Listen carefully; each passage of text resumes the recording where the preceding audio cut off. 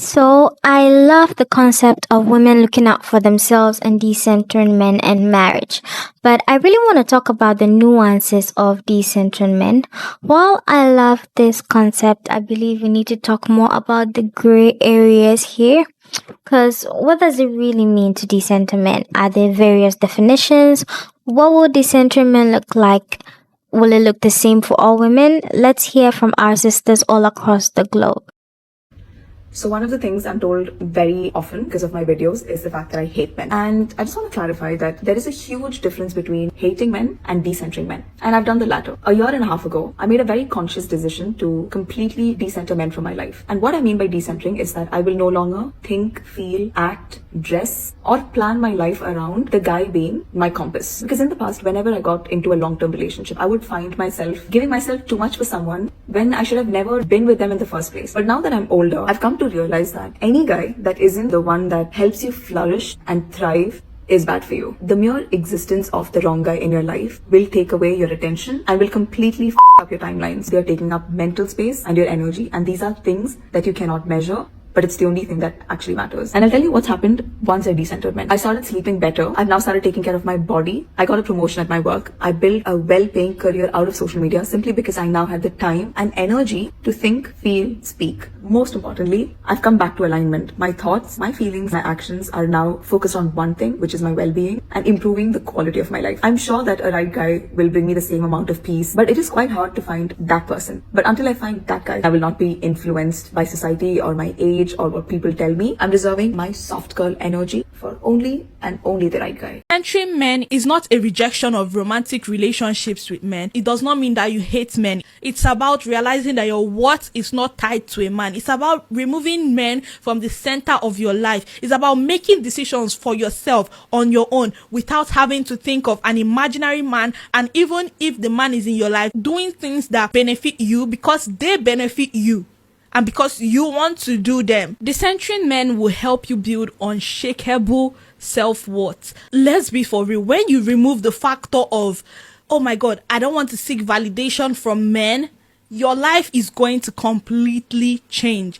You start feeling more worthy, because for centuries, for ages, women have been taught that their desirability, their attractiveness is based on how much a man finds them attractive. Oh, you're doing this hair, you're cut. Oh, when I cut my hair, guys, do you know how many, why are you cutting your hair? Men don't like women on low cut comments I got. And every single time, I'm like, are you people okay? And I would cut my hair again if I wanted to. If I felt like it, I would do it. No more feeling anxious whether you're going to meet somebody else's expectations. It's all about like you. It's all about what you want, how you feel, how what you're wearing makes you feel. This whole thing about decentering men is not working. You know why I know it's not working? Because when I used to post content about men, I was getting millions of views. But now that I'm about beauty, my hair, I'm obsessed with myself, no one's watching. Y'all act like these men are math problems that y'all trying to solve. So y'all watching all these tutorials about how to get him to like you, how to get him to do this, how to get him to do that. Sis, decenter, meaning don't think about him, don't watch things about men, don't think that there's any special recipe that's going to help you get that man or stay with that man or whatever. But all these decentering men content they have to go. If we're really decentering men, we should not be talking about them, period. I say this with full love for men, but the reality is that men are draining by default. That the default assumption that you need to make for a man in your life is that he is not the source. In fact, he is draining. He is draining by default. He is going to drain your time, your energy, your compassion, and your love. He is going to drain your beauty and your youth and all the resources that you have. Men are draining by default. Even the best men I know are tremendous amounts of labor and tremendous amounts of risk. That just having a man in your life is going to bring you more labor. It's going to be your domestic labor, your emotional labor, your spiritual labor. Because as women, we are the source, which means that we are giving by default. Women bring value to men by default, by all that we pour into them naturally, that we give to their well-being to the beauty, to the joy, to their every single aspect of their experience in life, a woman by default, just your average run-of-the-mill woman, not even trying that hard, maybe not even that invested. By default, the default setting of woman is to bring value. Just you hugging a man, just you paying attention and listening to a man, just you caring for a man, let alone all the things that I'm sure you probably are so thoughtful and so considerate and so generous and so giving and spend so much time coaching him and counseling him and loving him and lifting him up. All these things by default without even trying, we do. Not to mention, you're going to be making his health better, his house better. You're going to be introducing him to your friends. You're going to be giving him fun, amazing things to be doing on the holidays. You might be giving him children so he's not alone in his old age. You're going to be amplifying his status in the eyes of his coworkers, his colleagues, other women. He is touch-starved. He is lonely. No one is paying attention to him except you. Because you are doing these things, he has that in his life, and that is so valuable, and men are draining by default. They are going to take your time, your energy, your love. And the way that they counterbalance this is if a man starts pouring back into you by appreciating you as the source.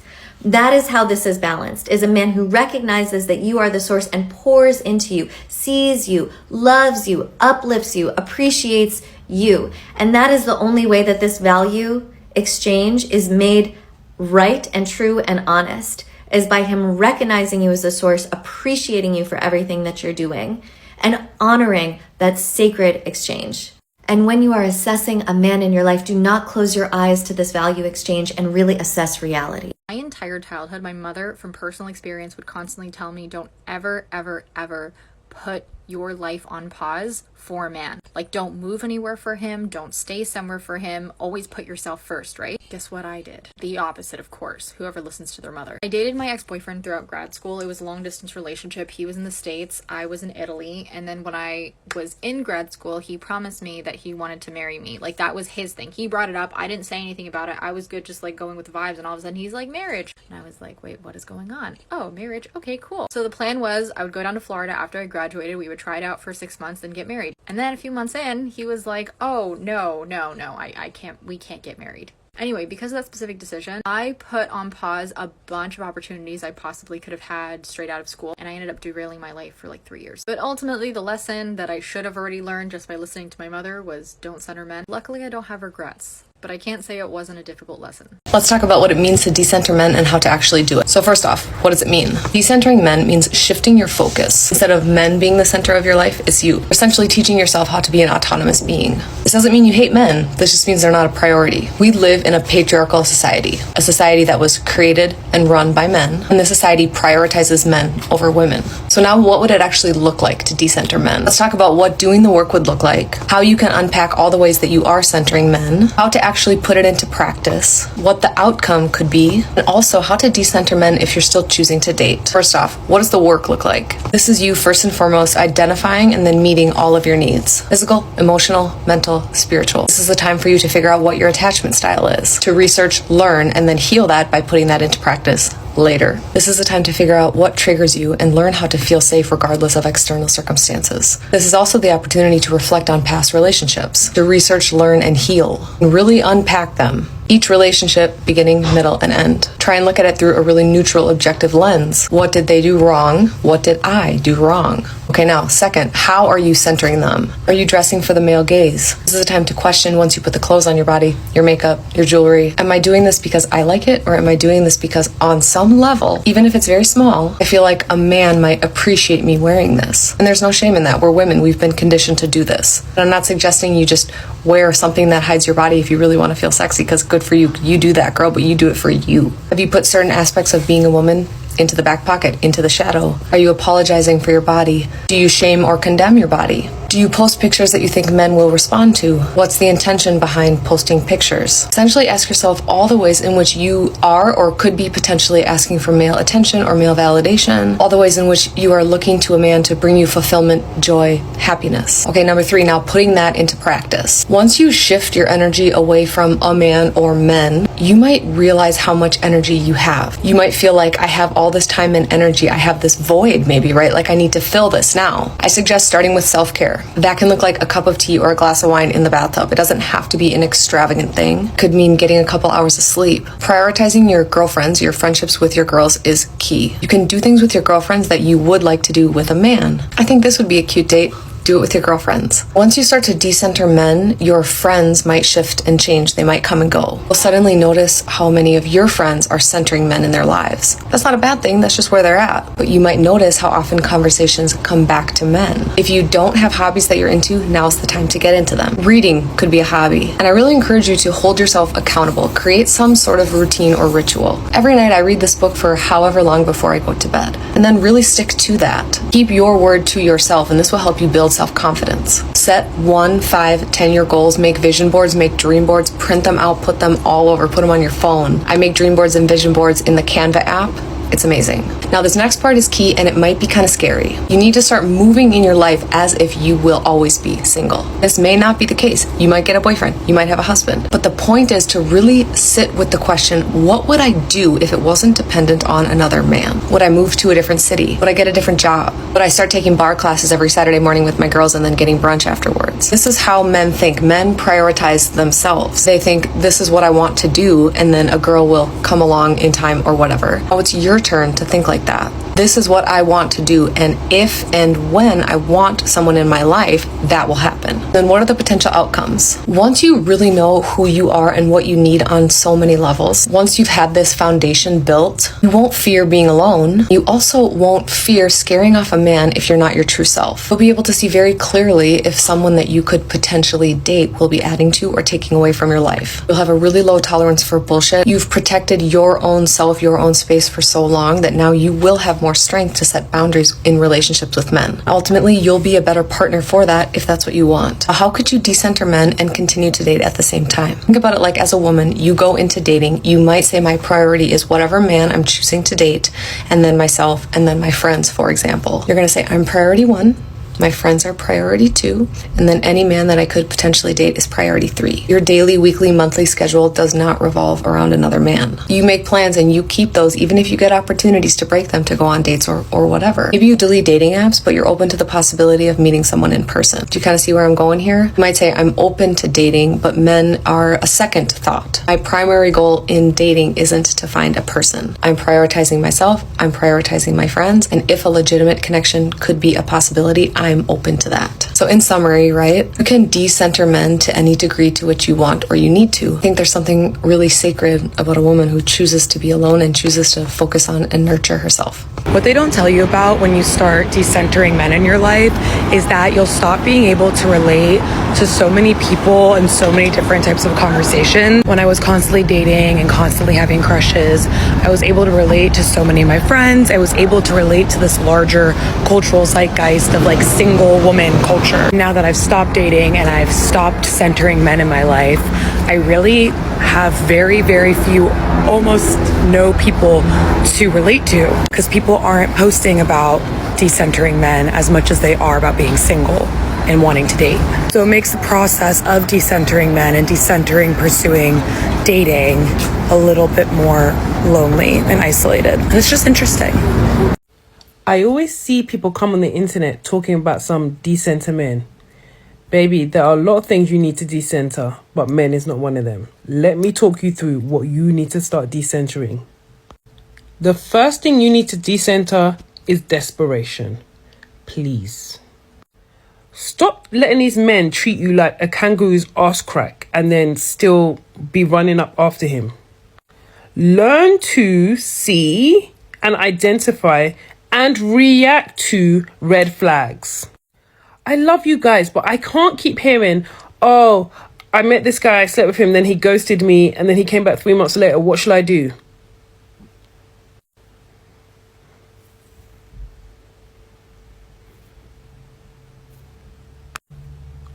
What do you mean, what should you do? What else can you do but have shame and move on with your life? Please. Please decenter desperation, because that is what it's giving. And I love you guys deep, but please let's stop letting these men drag us like a mop. Decenter desperation. The second thing you need to decenter is sex on the first night. Stop sleeping with these men on the first night and wondering why you can't get a situation. And I don't want to hear about your best friend Sally June, who met her man on the first night and now they're married for 5 years.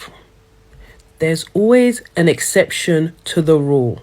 For best results, assume it's not you. So if we assume that we are not the exception and understand that most men are led by their desire for sex, the common sense thing to do when we are meeting men is to not give it to them early. And I beg of you, nobody come in my comments and talk about, oh, those are boys, or no, I'm looking for good men. No, it's all men. It's all men. The reality is you can meet the best guy. If he's a good guy and he's got brains and smarts in his head, he is not going to respect you for sleeping with him on the first night, because he knows you do not need to do that. He knows that you know that in society, it's seen as hoish to sleep with a man on the first night, and you've done it anyway. He's going to judge you. He can be the greatest guy on earth. It's 2 + 2 = 4. Decenter sleeping with men on the first night, because what's the difference between sleeping with them on the first night and week 3, apart from a complete lack of self-control? Have some self-control, ladies. The sex ain't going to be that good anyway. Damn. The third thing we need to decenter, ladies, is dating apps. Please decenter dating apps. Dating apps are a man's playground. Because first of all, the reality is no valuable man, no sensible man, let me not say no. Most valuable and sensible men are not going on dating apps to find women because they don't need to. The easiest thing for a valuable man to find is women. Because first of all, there's about 12 men that are our type anyway. Tall, good looking, got money. They have, if you like him, 300 other girls like him in your city alone. Like, men who are valuable have women throwing themselves at them. They don't need to go and join a dating app. Let me tell you who joins dating apps. The middling guys that nobody really wants that much, and they have to kind of work hard to get girls. But guess what? Guess where there's girls? And there's girls that are eager to meet men and eager to want to find their husband and willing to bring their standards down because they've been trying for so long and they can't find anything out there. Where? Dating apps.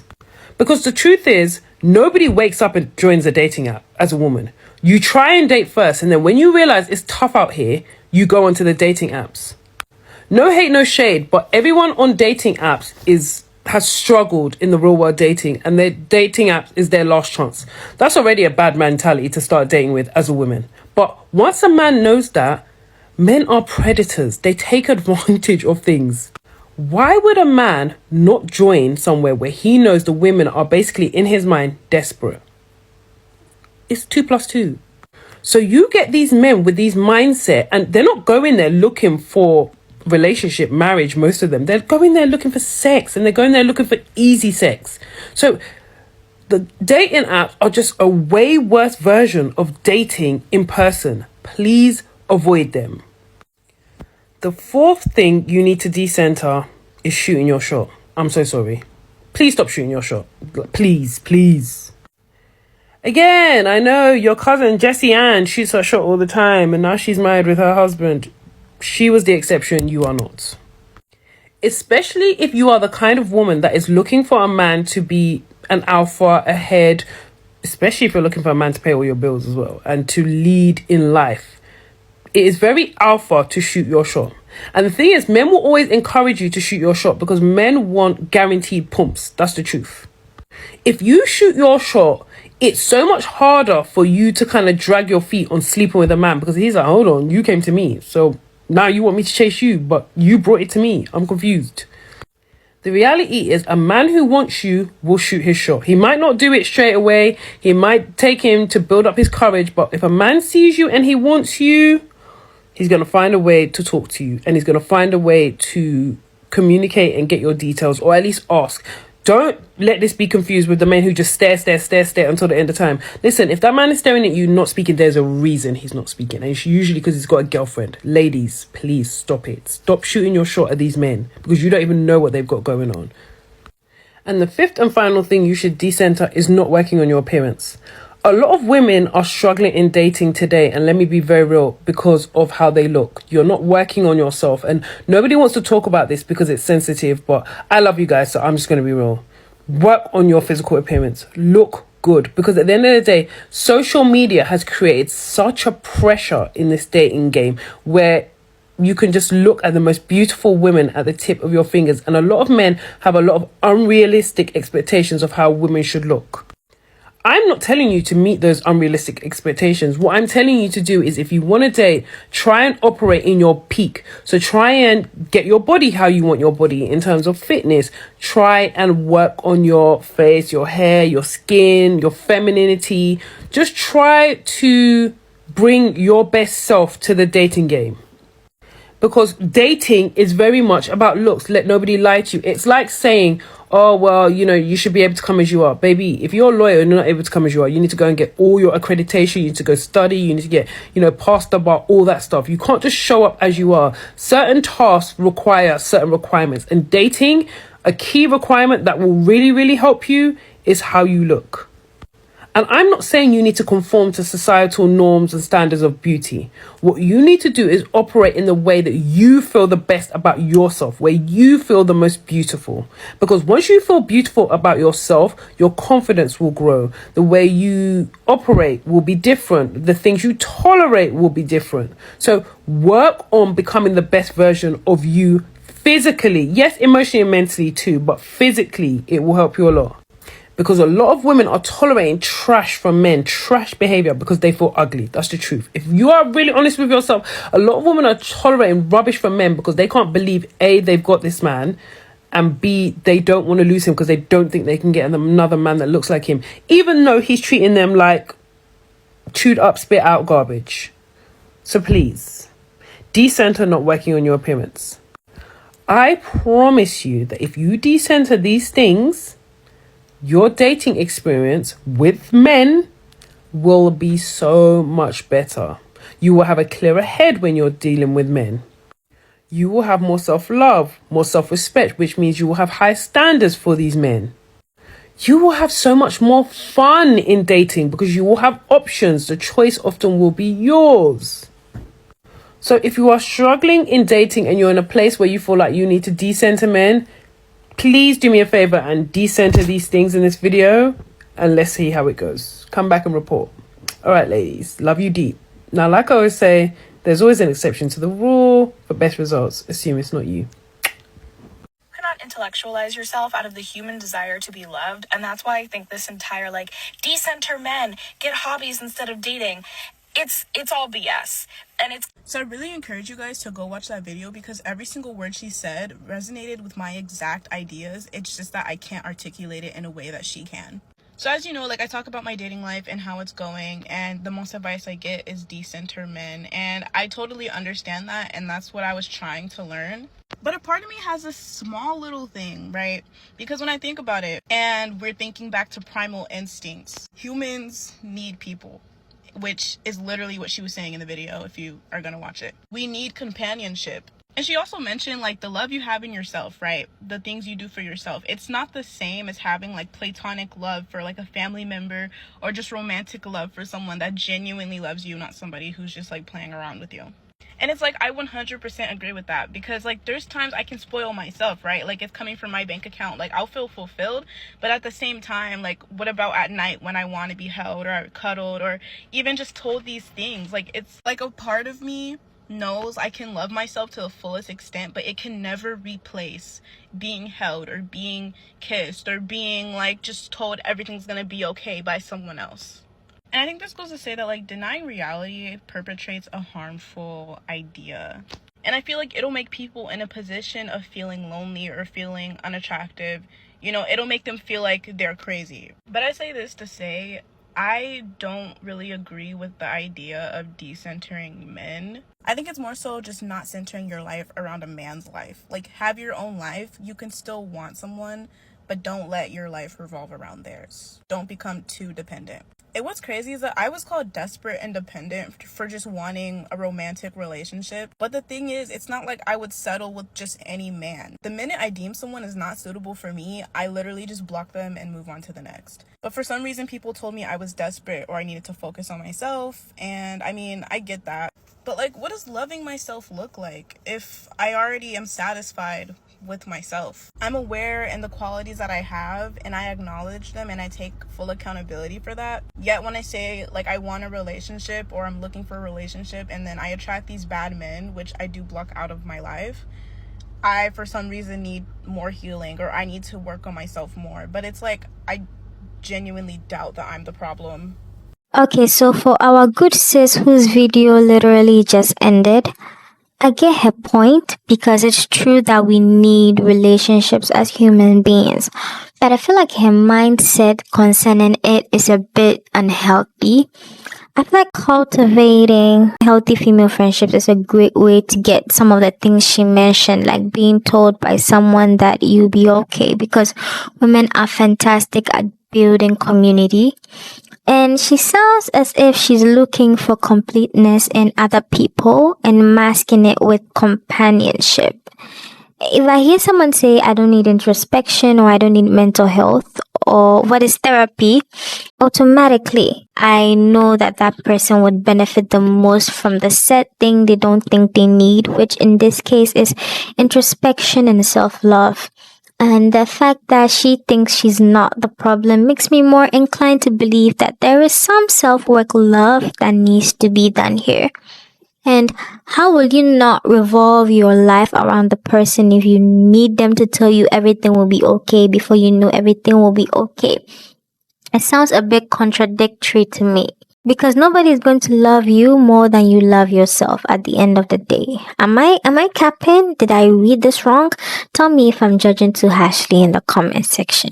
Let's continue with the video. I'm never going to run out of answers for moments where I'm asked why I'm not too fussed about getting married, why it's so easy to decenter men from my life, why, as we all recently realized, Ada is quite nonchalant when it comes to men. And the core of my answer is always the same thing. In my personal experience, the men that I have encountered in the topic of marriage, the woman that holds that position as wife, they don't like her. Fashi loving her, fashi appreciating her, fashi considering her, they don't, like, as a human being, they barely even regard her as a human being. Anyway, let me just say something that happened. It was a few years ago. I was about to graduate with my first degree, and there was someone that I was talking to at the time. It was like a family setup type of situation because his mom and my mom, they went to the same church. So we kind of had that connection with each other.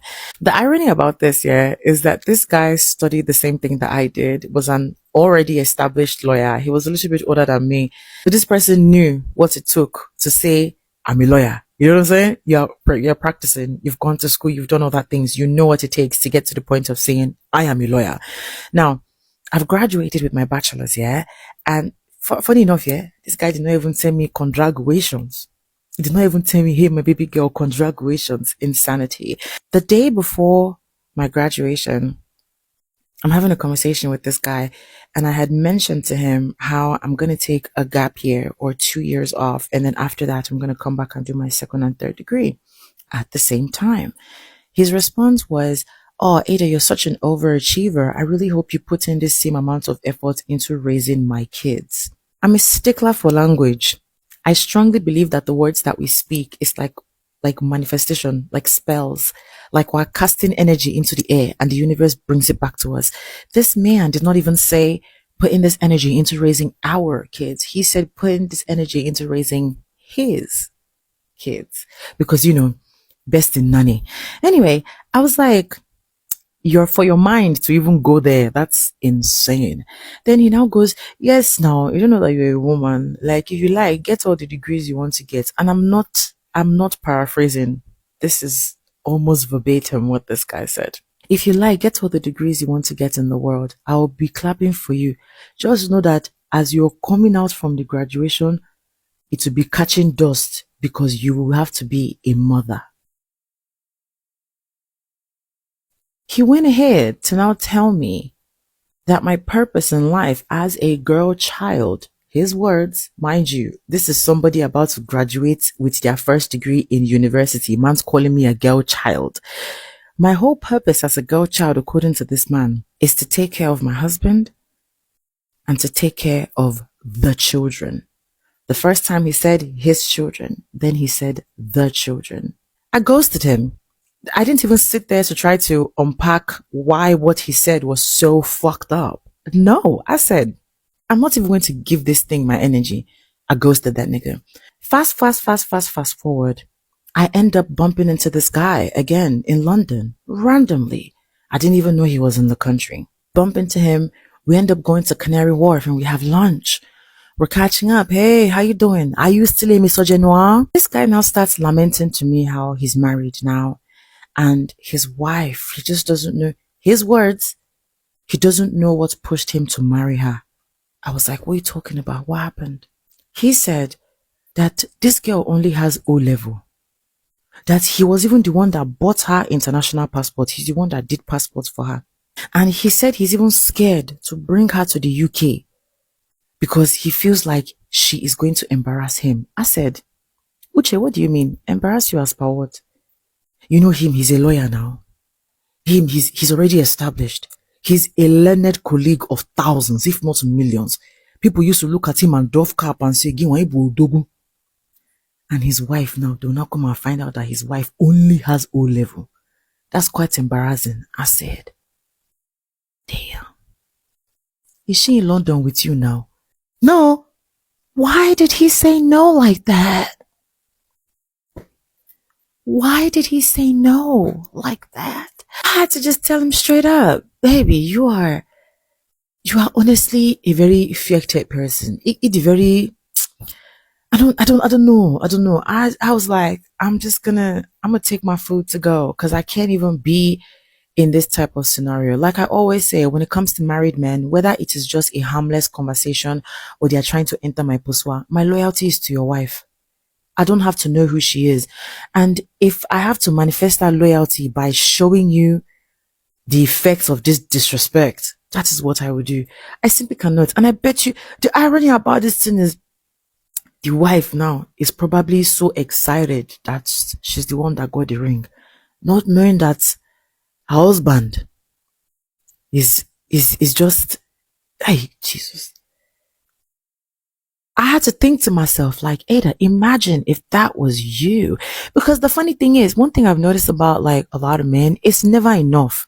This is the same person that was complaining that I am an overachiever. How many degree? Only me. How many degree? Only me.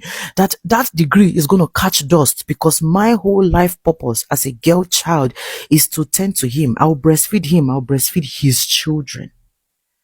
Now he has gotten somebody who I want to guess in my brain that is who she is.